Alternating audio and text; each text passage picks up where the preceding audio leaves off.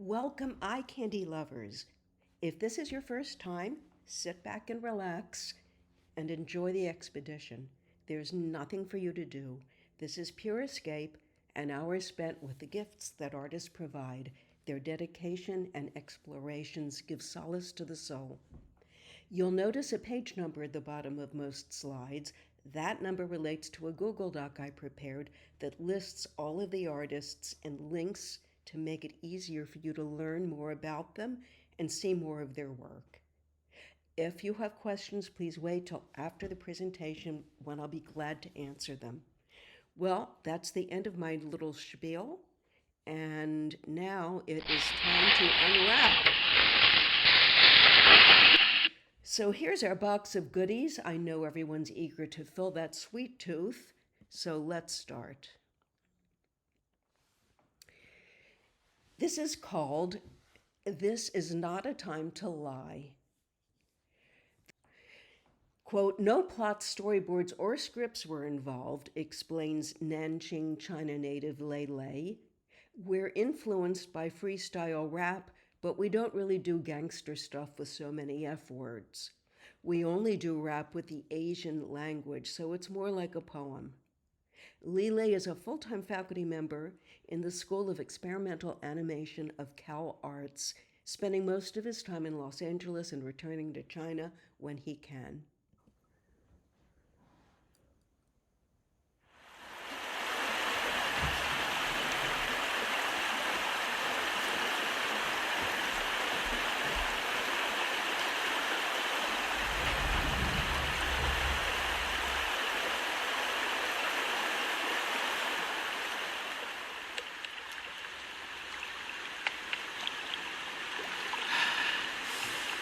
哎，这是什么？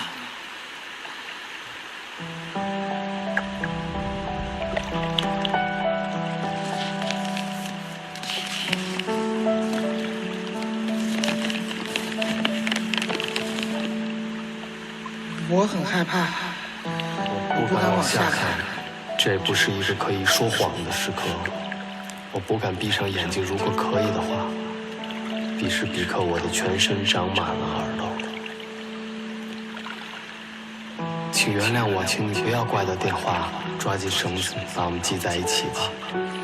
放松点，朋友，我在跟自己说话，我能听见水声，你是不是在咬牙？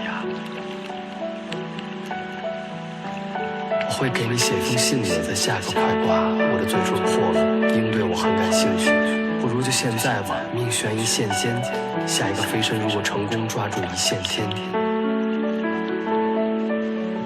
我想跳个舞，突然快乐了起来，我能感觉到所有的身体都在抖动，我一点都不害怕，我成为一个点，成为衬衫的一粒纽扣，永恒的定住。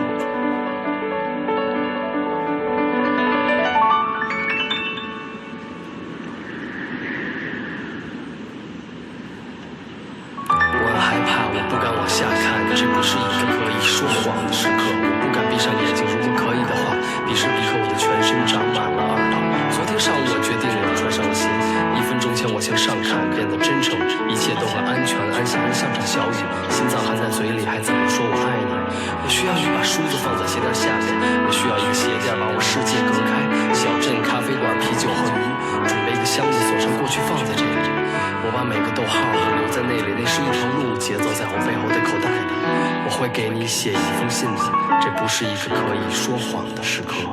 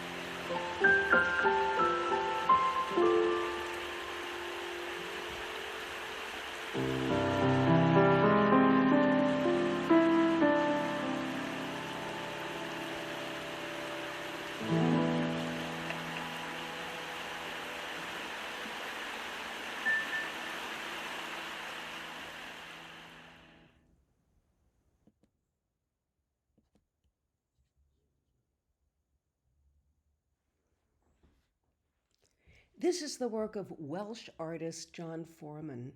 Most of his work takes place in an already beautiful setting, the Pembrokeshire coastline. Having grown up there, he makes use of the beauty by collaborating with nature itself.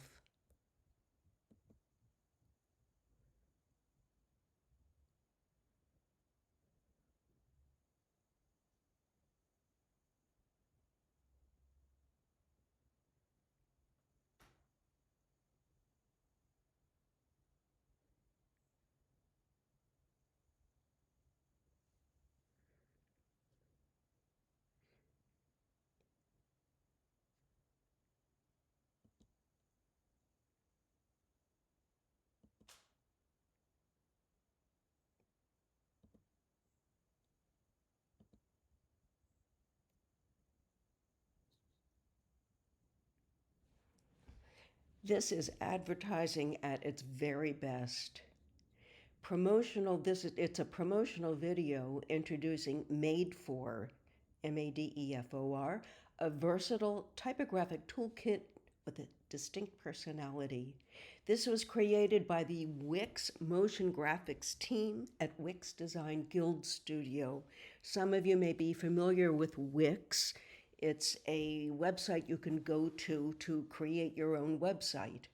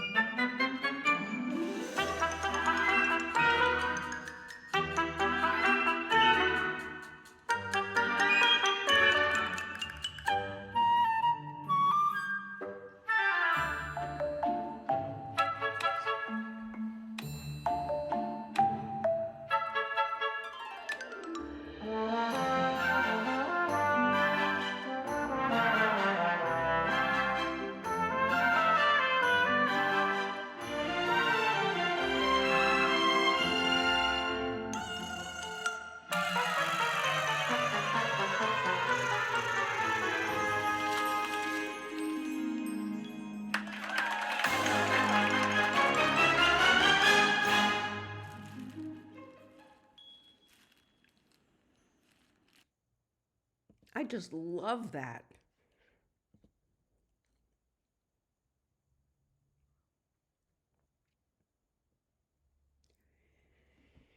This is the work of scientist and photographer Zavi Boo.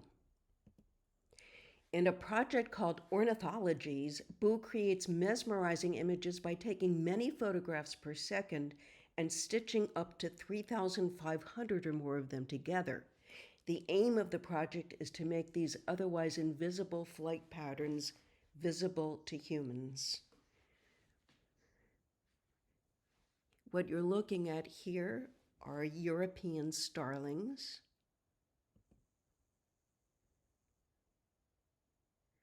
These patterns are white storks, common swifts,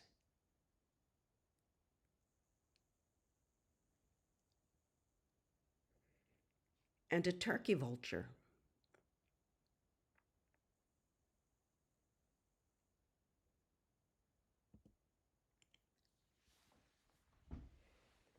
More of his work. From their breeding grounds across Europe and Asia to their wintering grounds in southern Africa, starlings capture food and material for their nests while airborne. In fact, a 2016 study that attached sensors to several swifts in Sweden showed that they stayed aloft for 99% of their 10-month non-breeding season and likely sleep while airborne. They can fly 70 miles per hour. Murmurations captures a flock of starlings evading a hawk in southern Catalonia. The photographer combines multiple series of photographs together to achieve his results.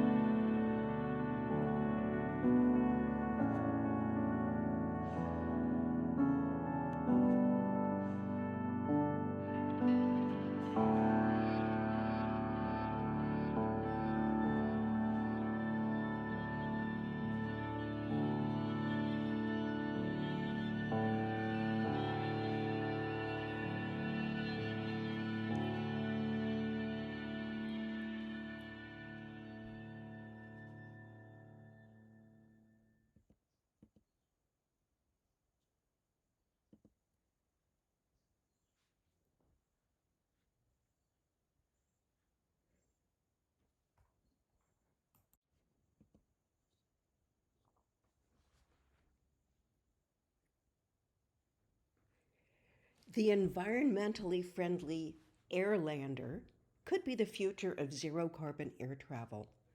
Hybrid Air Vehicles recently revealed the concept designs for Airlander 10, a 100-seat aircraft that is predicted to operate with 75% fewer emissions than a conventional airplane.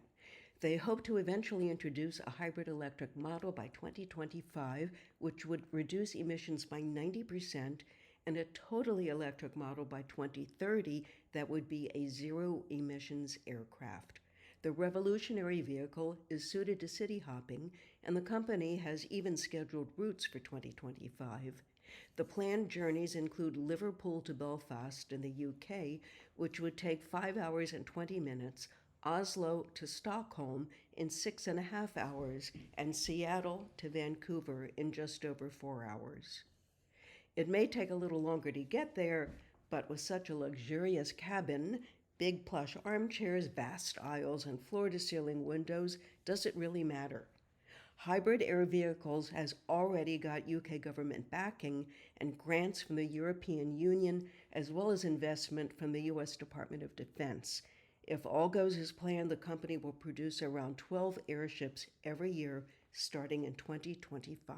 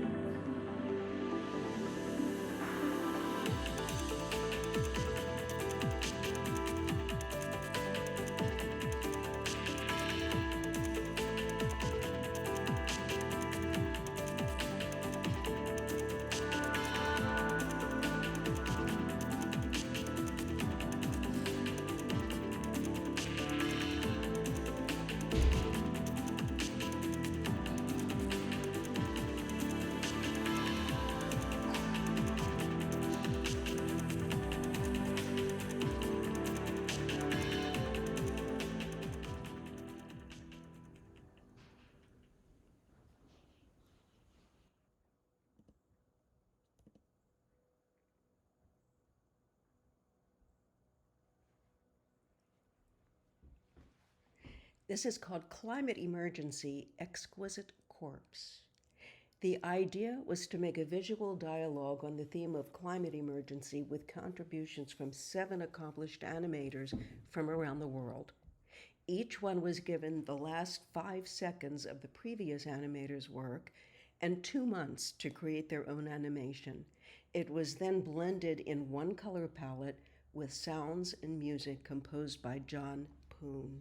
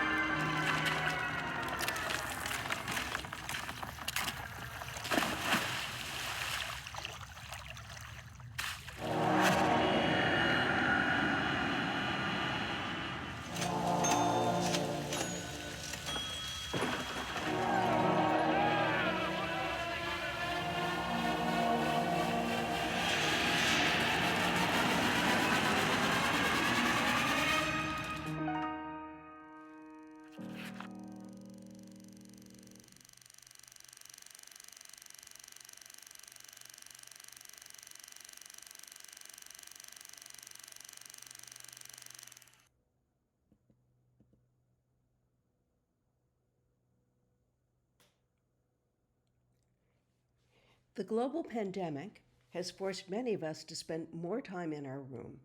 And for those living in dense cities, that also means we've been using our curtains more. So Tokyo-based designer Ado Kawamata came up with an idea that would allow us to make indoor time more enjoyable even with curtains closed. Water Shadow Curtain is a lace-based curtain that filters light to create caustics, the randomly fluctuating patterns of bright lines at the bottom of the pool or aquarium. The caustics are caused by reflection and refraction of sunlight that create illuminated lines which flow gently as the sun moves or the curtains flow. The product is still in prototype phase, but the designer received so much positive feedback on Twitter that he's formed a design agency and is working to accelerate bringing Water Shadow Curtain to market. You can stay up to date by following his Instagram, which of course is listed on the Google Doc.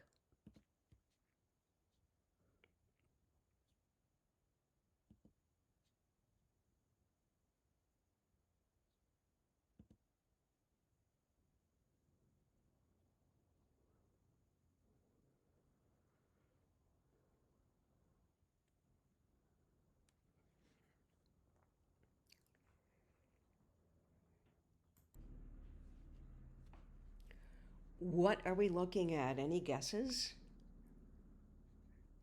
This is a piece from a series called Guarded Gestures by Jennifer Krupe. Krupe creates jewelry to communicate ideas about psychology, body language, and art history.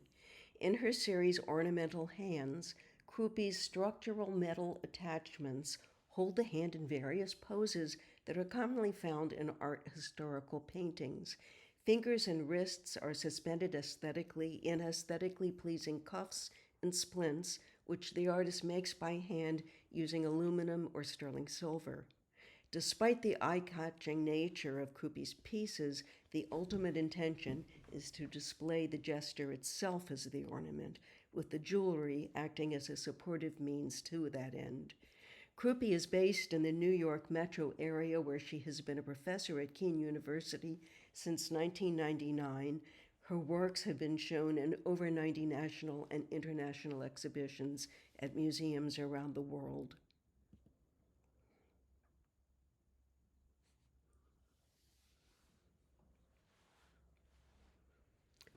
Unguarded Gestures is the companion series to Guarded Gestures and consists of prosthetic-like neck pieces that encourage the wearer to perform varying degrees of open or assertive gestures. Unlike guarded gestures, these pieces leave the midsection of the body exposed. They speak of the less self-conscious, lighter emotions connected to these postures as opposed to the more emphatic ones in guarded gestures. When not worn, the pieces hang on frosted acrylic displays that resemble mirrors and have on their surface the dotted outline of a person assuming the same posture. The slightly reflective surface of the acrylic allows viewers to see their own posture as they, quote unquote, fill in the outline form with their reflection. The warm tones of the frameless display seek to evoke the character of the gestures as well.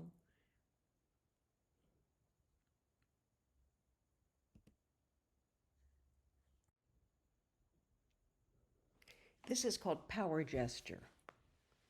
Power gesture is an implement that requires the user to assume the authoritative steepled fingers gesture.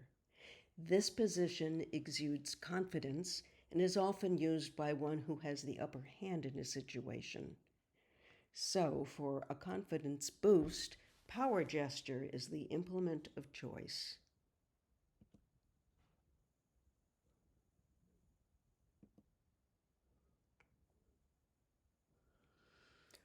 Ornamental Hands, Figure 1. That's what this is called. It's the first of a series that reinforces long-held standards of beauty by recreating the elegant hand positions seen in artworks throughout the centuries. Each work consists of attachments for the fingers that are suspended by chains and braced on the wrist, positioning the hand marionette style. A play on precious jewelry, the real decorative ornament is the gestures these bracelets encourage the wearer to assume. The splint-like aesthetic of the works also plays with the idea of training the hand to rest in this graceful manner. Like corsets and other restrictive beauty aids, ornamental hands is yet another extreme tool for beauty. When not worn, this piece, too, makes a beautiful display.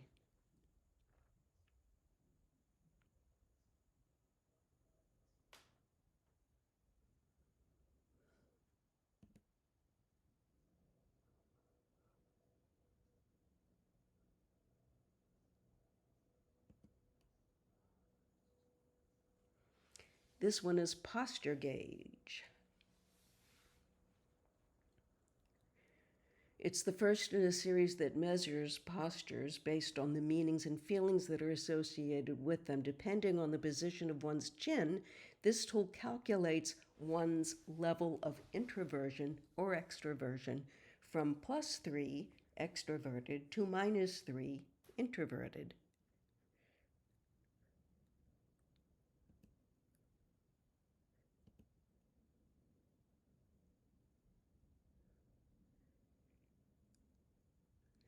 Dance for camera, now commonly referred to as screen dance, is a relatively new art form that has significantly gathered momentum. Created in 2002, Motion Control, an 8-minute dance for camera, continues to tour to international film festivals. The iconic red dress image featuring Professor Aegis has been used worldwide as publicity for the screen dance art form. This film is combined with a hypersound Foley score overlaid with text and electro opera. Motion Control concerns itself with a dynamic partnership between computer-operated motion control camera and performer. This screen dance film tests the boundaries of dialogue between camera and performer, camera and space, and camera and sound. The choreographer and dancer is Liz Aegis.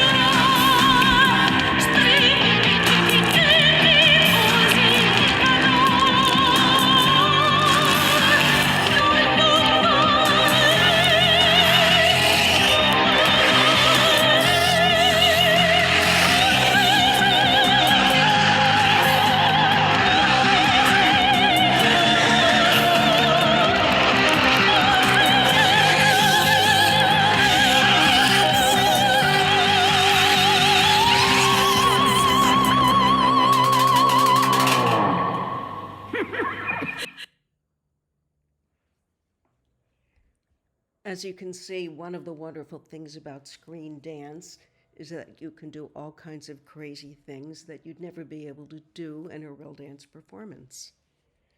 And by the way, the whole piece is a little longer than this. I haven't shown it in its entirety.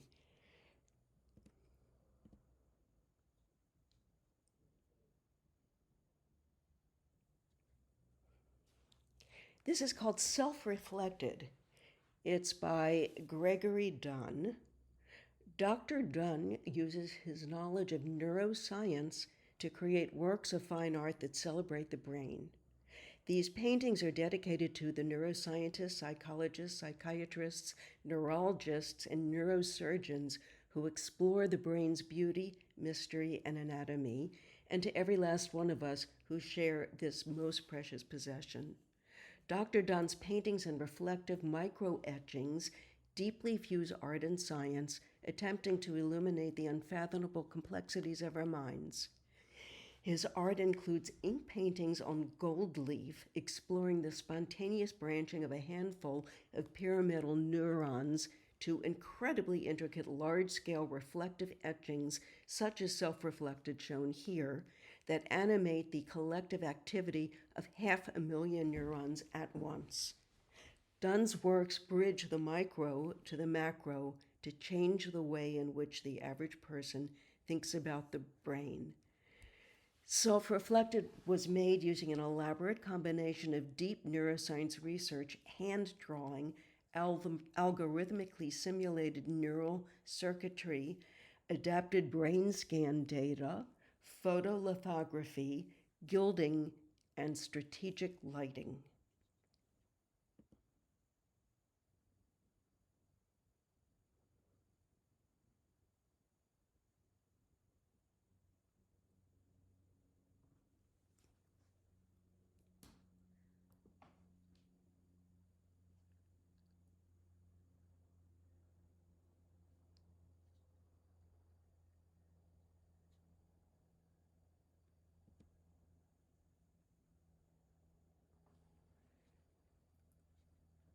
This one's called Spinal Cord.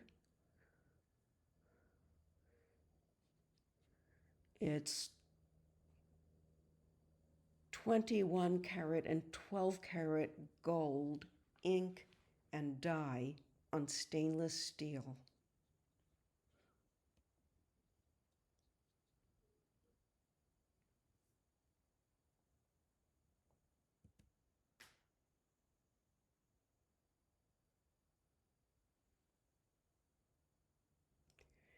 This is a crab stomatogastric ganglion. It's enamel on gold and copper. 18 by 24 inches, by the way.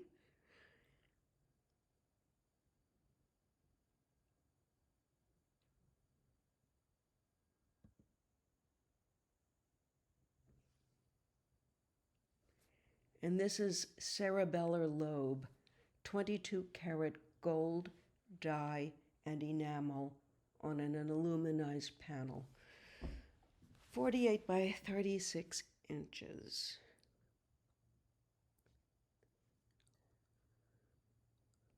These are for sale on his website, by the way, if anybody wants to gift themselves.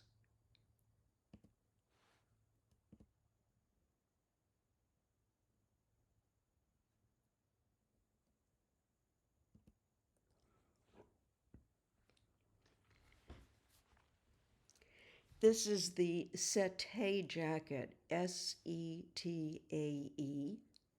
by Julia Kerner for the Chromorpho collection. Teaming with innovative designers 3as4 and Travis Fitch, Julia Kerner marries fashion with 3D printing in the design of this jacket, inspired by the microscopic colors and light filtering butterfly and insect wings. The jacket forms part of a collection by Stratasys, an American manufacturer of 3D printers, and is designed to demonstrate how technology can work in harmony with textiles. It was made using microscopic photos of Madagascan sunset butterfly wings, which were digitized into an algorithm. This algorithm translated the color pixels in the photos into bristles that were then 3D printed onto denim to form the garment. Each bristle is intended to resemble setae, a stiff structure resembling a hair found on the butterfly wings.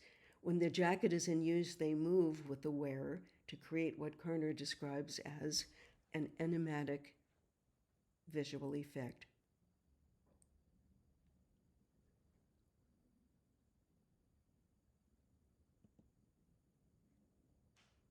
Detail. How does color change through movement? We started to research different butterflies. We were fascinated with the iridescent touch of the patterns and geometry of the butterflies. How do animals and insects in nature use their skin and use their movement in order to generate color? When you zoom into these insects and animals, you discover they don't use pigment, they use a microscopic structure. Nature has a morphology solution to generate the color.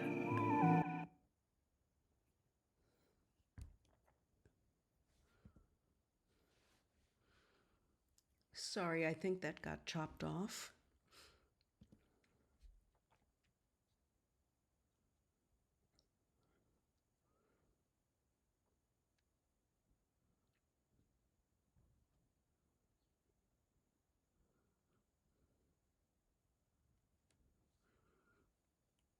Absolutely beautiful, especially the colors.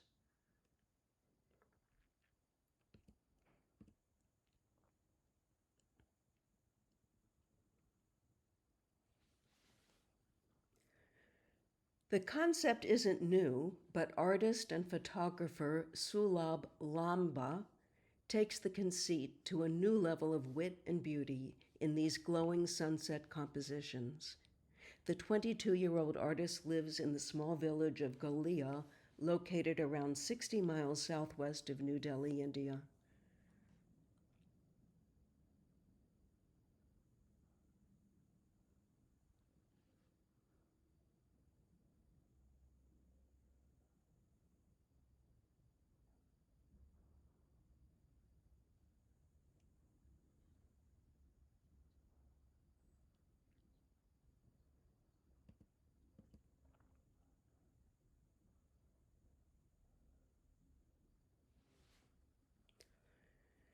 Artist and architect Philip Beasley merges chemistry, artificial intelligence, and interactivity to create living architecture.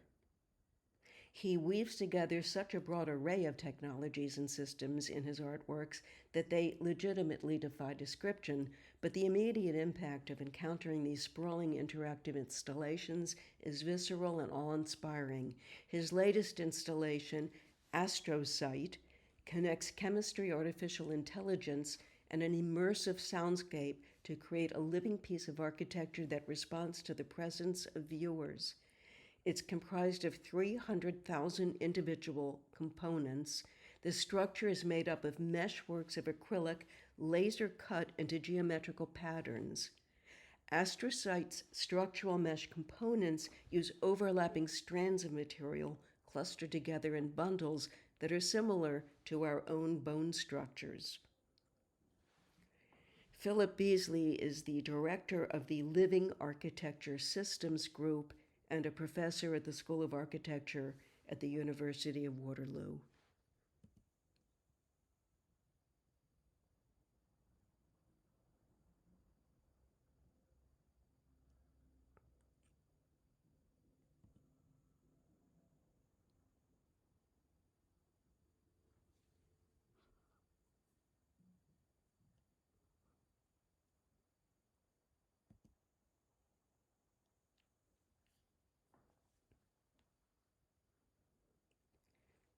This is Noosphere, Noosphere.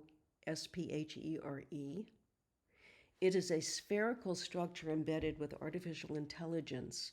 High-powered lights pulse and shimmer while densely gathered fronds shiver. Arrays of high-fidelity omnidirectional speakers produce a collection of individual sounds that together rise to intense crescendos and soften to gentle whispers.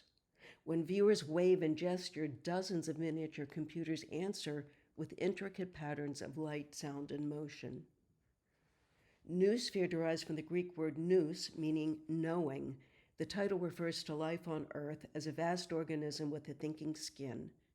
The term noosphere was coined by the French theologian Teilhard de Chardin and offers an optimistic vision of how the Earth could evolve as a whole organism. In the next stage of evolution, the noosphere could transform the Earth with a collective consciousness and even mutual sympathy and empathy.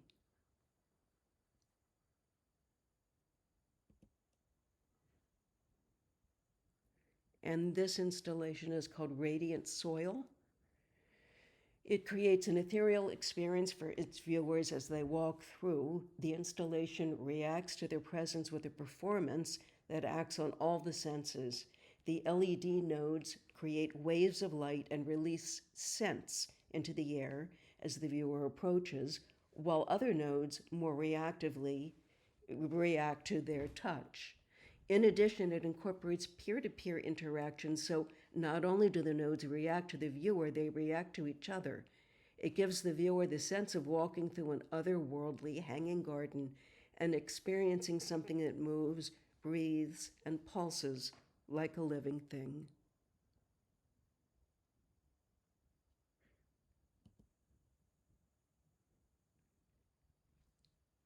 This is Meander.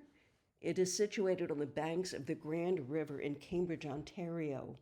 The sculpture takes real-time flow data from the Grand River Conservation Authority and displays it as background sounds, motion, and light in an interactive environment.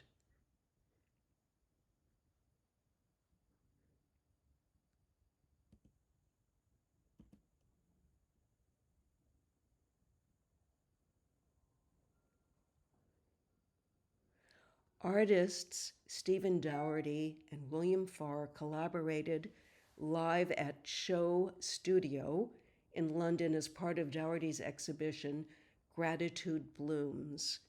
Farr created a temporary sculpture using delicate flowers and industrial wire, while Dougherty illustrated the artwork live.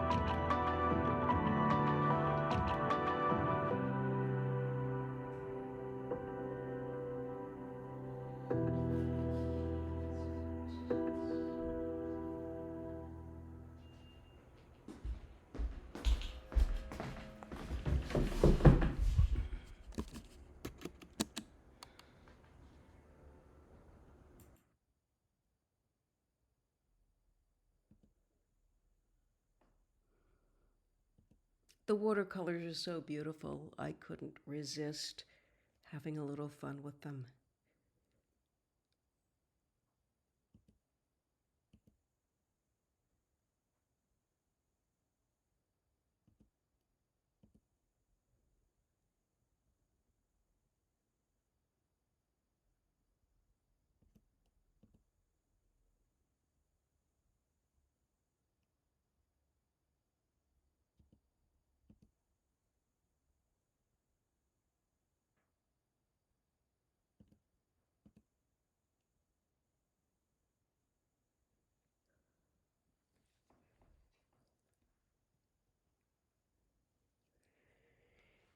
You are looking and will be looking at polar bears occupying an abandoned weather station in Russia.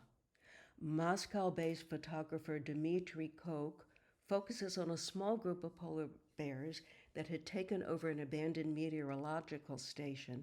The dilapidated structures are located between Russia and Alaska in the Kukchi Sea, a remote tundra. Russians built the weather station in 1932 before retiring it in the 90s, and it now sits unoccupied. When Koch and his companions passed the island, that's just 2.8 miles at its longest stretch, they saw the white animals moving through the vacated buildings and took their cameras out.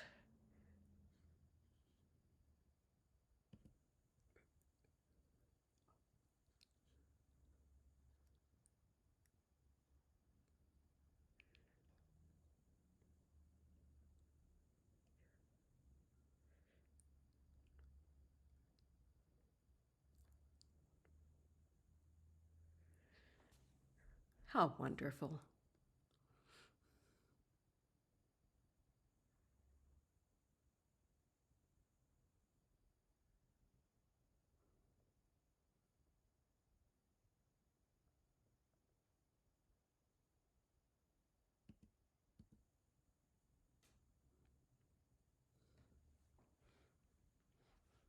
This is by James Merrill. It's called Ochre. It's an exploration into the unique color palette found in classical paintings. Using fluid simulations, these paintings are reimagined as abstract shapes and forms that resemble liquids and gases.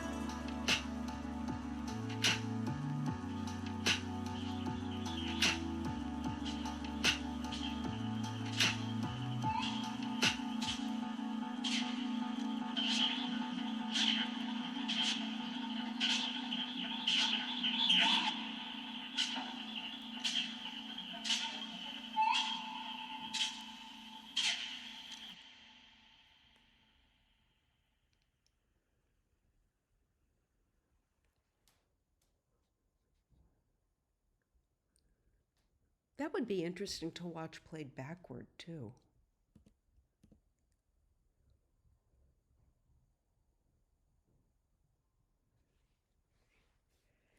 For more than 30 years, Peter Fischley and David Weiss collaborated on a body of work that combines, rearranges, or otherwise manipulates the mundane into something new and unexpected. Executed in a variety of media, including unfired clay, carved and painted polyurethane, photography, and video, their work playfully ignores the distinction between art and everything else. This installation is called Polyurethane Objects. It was begun in 1982. They used the same material Hollywood prop makers do to make meticulously carved and painted replicas of ordinary objects: a paint roller, a bottle of bleach, a few stray M&Ms, a cardboard box. I stumbled accidentally and wonderfully on this exhibit at the Matthew Marks Gallery near me in West Hollywood. And when I walked into the first of two small exhibit rooms, I was astonished because I knew there was something going on, but I didn't know quite what it was. It looked as though workmen had been there and left all of their stuff lying around, and yet there was something powerful about it that wasn't what it appeared to be. And it took me a few minutes to realize that nothing was what it was. Everything was produced by hand. Every single mundane object, the pallets, the buckets, the tires, the liquid plumber, none of that was purchased. It was all made by hand.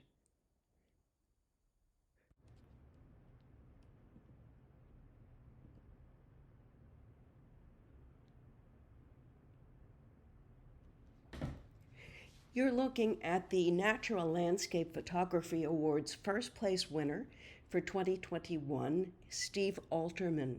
Much like the previous slides, this photo is not what it appears to be. It was captured at a black sand beach opposite a glacial lagoon in Iceland. As icebergs from the lagoon wash out to sea, many of them are stranded on the beach and melt away. This may look like a ghostly landscape under a waxing moon, but really, the camera was aimed at the photographer's feet. You're looking at part of the melting glacier and a big orange pebble surrounded by black sand sparkling in the sun.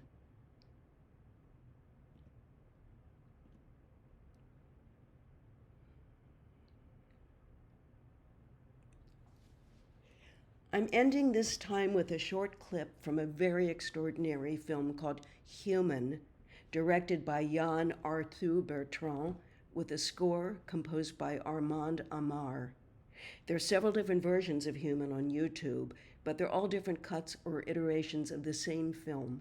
It's a silent film, a documentary, you could say, where the concept, the directing, the cinematography, and the score are so captivating it will invade your soul, and afterwards you will probably need a few minutes to return to your normal headspace. Human explores the harsh and beautiful truths of humanity. It's a hymn to the fragility of life on Earth, as well as a call for tolerance and compassion throughout the world. The link to the director's cut will be on my Google Doc. Watch it on as big a screen as you have, with earbuds if possible, as the soundtrack is as magnificent as the movie itself. The faces you're about to see are interposed throughout the film, adding contrast and poignancy to the breathtaking footage of our planet, filmed at a distance from planes and drones.